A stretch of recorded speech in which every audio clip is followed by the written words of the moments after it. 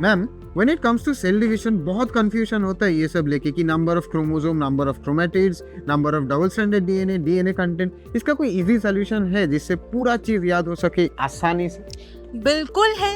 एक ऐसा टेबल आज हम आपके लिए लेके आए हैं जिससे you get the entire chapter का idea in one particular table. को माइटोसिस के ये जितना नंबर्स होता है, DNA content, number of chromosome, number of double stranded DNA, ये सारा हमको इस टेबल से क्लियर होता है। अब आप सुनो, अज्यूम करते हैं कि हम लोगों का जो डिप्लॉयड कंटेंट है ह्यूमन बीइंग के केस में कितना होता है, 2n = 46, s में भी 46 होगा, G2 में भी 46 होगा। अब एक चीज को बहुत अच्छे से ख्याल रखना, हम लोग क्रोमोसोम के नंबर के बारे में बात कर रहे हैं। एस फेज में डीएनए का अमाउंट डबल होता है, नंबर कभी डबल नहीं होगा। अगर हम लोग के पास G1 में 46 है तो S में भी 46 रहेगा। ऑल थ्रू आउट हमारा नंबर ऑफ क्रोमोसोम सेम रहता है एक्सेप्ट एक जगह पे। अगर हम एनाफेज के बारे में बात कर रहे हैं तो एनाफेज के पोल्स में, यानी अगर ये सेल एनाफेज में है तो इस वाले जगह पे और इस वाले जगह पे सिस्टर क्रोमैटिड्स के स्प्लिट होने की वजह से अब हमारा नंबर 46 यहाँ, 46 यहाँ, तो 92 होता है।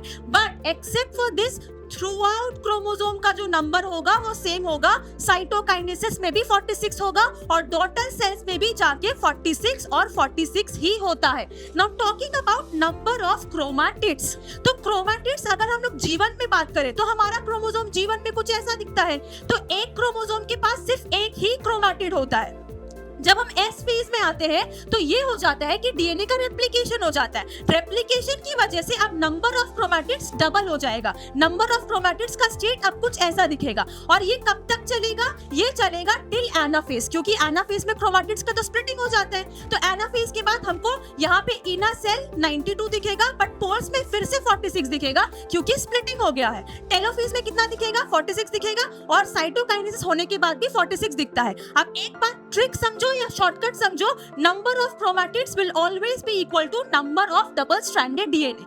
जितना क्रोमैटिड होगा उतना ही डबल स्ट्रैंडेड डीएनए होता है, क्योंकि एक क्रोमैटिड एक डीएनए मॉलिक्यूल से बना है, तो दो क्रोमैटिड में दो डीएनए मॉलिक्यूल, तो जितना नंबर ऑफ क्रोमैटिड उतना number of double stranded DNA. Coming to the last one, जिसको बोलते हैं डीएनए का content, C stands for content. तो हम लोग स्टार्ट जब करते हैं तब हम लोग के पास ट्वाइस द कंटेंट, मतलब हम लोग तो डिप्लॉयड ऑर्गेनिजम्स है तो हमारा कंटेंट 2C होता है। 2C के बाद S फेज में आके ये कंटेंट ठीक डबल हो जाएगा तो ये 4C हो जाएगा। और ये 4C कहां तक चलेगा? ठीक एनाफेज तक ये 4C चलता है। एनाफेज में फिर से स्प्लिटिंग होने की वजह से 2C हो जाएगा and at the end daughter chromosome, daughter cells के पास भी 2C ही रहता है।